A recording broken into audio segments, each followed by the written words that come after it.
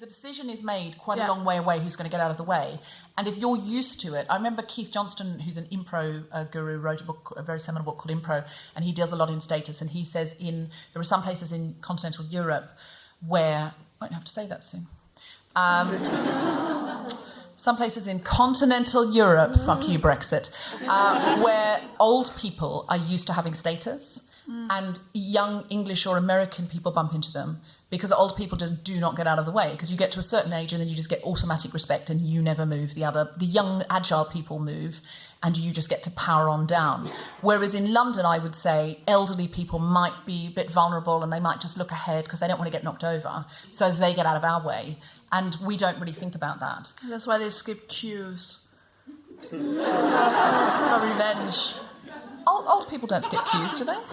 Okay. Go, if you've ever experienced an old person skipping the queue. Rest my case. Frankly, I think they're owed. If you've lasted that long, you've queued enough. I think at some point I'll hit an age where I don't queue. All they've done is not die. That's not an achievement. Wow.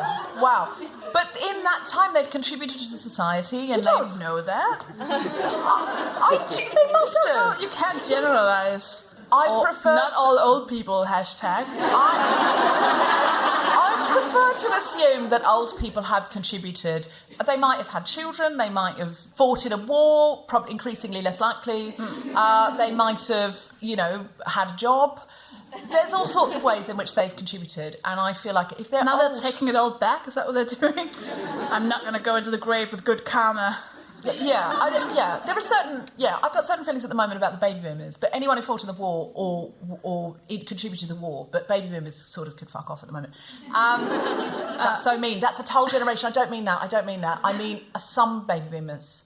Not all baby boomers. Oh, God, it's so bad, isn't it? I shouldn't have said that. I really feel bad. If you're a baby boomer, and I'm not talking about the Gen X end of baby boomers, I'm talking about the ones that just missed the war and then went on to own all the property and then make Brexit their mic drop. Those specific ones. The ones that say, you will never own property until I die, and now I'm going to make sure it's worth nothing.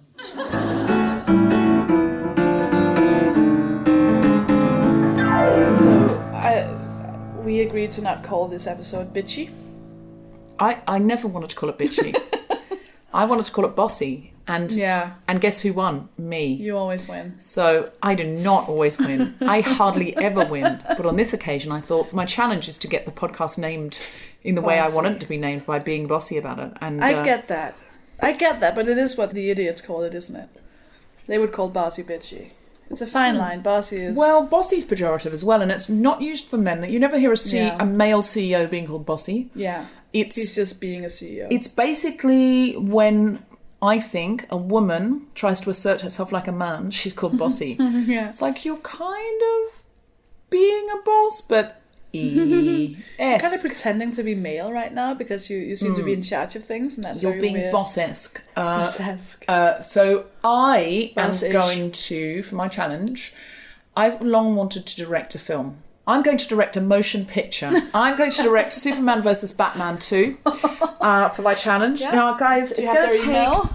Yeah, it may take 6 months to make this movie, and I may be out of action for a bit, but I'm going to come back and I'm going to be the boss of movies. No, I am going to do a little director's course to direct films, because what throws me is how people can just go, I'll be the boss of the whole set. And I'm like, there's so much to know and so many things you can get wrong. So I want to do a course just to see if I've got the temperament for it or if I'm going to crumble under pressure. Can I have a role in the first film you direct? I mean, it's a given. Really? I would actually like to do a short rom-com with you. Oh, who should play my... love interest? Yes. Well, that's the question I want to ask. Can I choose just anyone? Well, we could do a queer rom-com. Ooh. We could do a Like straight rom-com. Could we do like a mixture? Where it's like me, I'm dating this woman and then this man. Then the end of it is like, oh, we can just have a polyamorous relationship, all of us together. Okay, all right. Well, this film is becoming more niche. Spoiler alert. That's how it This film is ends. becoming more niche, but I like niche. And I like that it's... Nish Kumar would be a good one. Oh! Yes, so then Nish Kumar could be the male... I'm going to call it the movie Niche Kumar, and it's going to be spelled Niche Kumar. And then it's going to be sort of a niche taste rom-com. And do you know what? I want it to be not sexual, but romantic. It's a romantic comedy. It's not a sex comedy. I mean, she's out. What are you saying? She's out, gang. She's her agent's giving me a call as we speak, saying she's pulled out of the movie. Will they still be making out? I'm sure there'll be a delightful romantic kiss. Yeah, of course. When you say romantic kiss, is that without tongue? No, I don't know. But normally you don't stick your tongue in if it's an actor. What? No, that's not That's polite. bullshit. Well, it depends how close the camera It's gets. a shit film you're making. And I guess it depends how close the camera gets. Challenge. No, I know a lot of actors who say it's bad manners to put your tongue in. Obviously, if you're making Top Gun... I feel that these directors aren't Danish. Oh, sure. I feel like if it was like Lars von Trier, he would be like, no, we have to do the full act of lovemaking because otherwise it's fake. Oh my god, though, all of that sort of skin flicks where they're really doing sex. Yeah. But it's so distracting. All you're thinking is, oh my god, he's really got it up. And it's not, you forget the story and you start to think about the mechanics. Yes, I think that would also be a problem with my acting. I'd be like, oh my god, he's doing this, go niche. So my challenge is to do a short course for directing, but my broader challenge, my bigger vision for perhaps next year, to get my tongue into someone's mouth, is not for that. It's to do an interesting, nuanced story, a rom-com between you and Nish Kumar. Yes. And what if the female love interest is his girlfriend? Me, him, and her. Do you know what? I'm not making a French film, so no. Why are you not making? What do you have against French film, apart from the fact that they're all black and white and boring? Just the sort of they're very interested in exploring sexual relationships that are somehow unrecognizable in terms of the human emotions I know and understand, have a working understanding of. They seem awesome, and I feel like I want them to make this film instead. Okay, I've been fired as director of my own film, and this is why I'm not bossy enough. What's your bossy challenge, Sophie? Well, I'm going to find Nish Kumar. No, that's wrong. That's very wrong. I'm so sorry. Very wrong. I'm so sorry. It feels like I feel weak saying that I have to try and assert myself because I feel like we've already tried to do that, but it takes a while to learn how to be properly assertive. And, right. I think I need to do a bit more of that. I'm not sure what. Yeah, I feel like there's always situations where I feel overlooked or made feel invisible, and I need to try and, I feel like whenever I am asserting myself, I feel like a mouse. I feel like I'm going like, excuse me, can I please assert myself? Which is not how you do it. It's not how you do it. No, you've got to roar like a lion. Yeah, I need to be like, boom, bitch, but without saying no bitch. Need to say bitch is a horrible word. No need to say bitch. I'm gonna be like, but more bitch, please. Hey, you spirit pineapple face. No one says that. That's not a thing. I don't. But there's no non like women derogatory bad words to say about people. Try pineapple face and see how it goes. Yo, pineapple face. But what if they have acne and they think it's a slur? Oh no, I wouldn't want to do that. Hey, pineapple brain. Okay. No, because then that's insulting their intelligence, and that can be both classist. Why don't you just? Why can it not be a direct, forceful thing without an insult? Hey, you. No need for you. Oh. Hey, sir.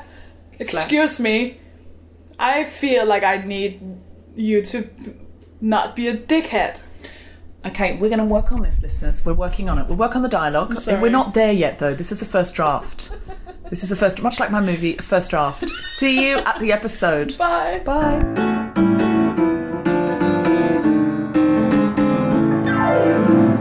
And I thought, I'm going to be dithery. I'm going to say to the cameraman, could you put it there? Or what do you think?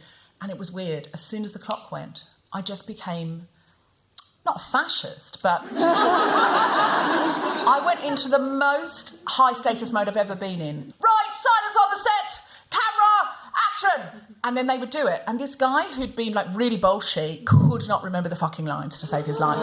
So every time he would fluff a line, I would go, cut, okay, we're going to go again. And then he'd go again, he'd fluff it. So I'd go, okay, your line is, and I'd say, your line is, I don't work till I've been paid. And then you say, I've got the money. And then you say, is it all there? Okay, if we got that, that's all you're saying. If you got that, say it after me. Great, okay. Quiet on the set, camera, action. Oh, have you got the money? No, cut. Okay, we're going again. Have you got it? And I just became the most authoritarian I've ever been in my life. But I loved that side of me came out, that really bossy side of me came out. It was almost like being in a trance state. It was amazing. Shall we bring on a guest? Yeah, I'm just a bit amazed. I know. I might even listen to this episode. to hear that again. She doesn't listen to the episodes. She doesn't like listening to herself. Yeah. I do. I listen to everyone in the bath. It makes me laugh. It makes me laugh because I forget them, of course. And I go, you make me laugh a lot in the bath.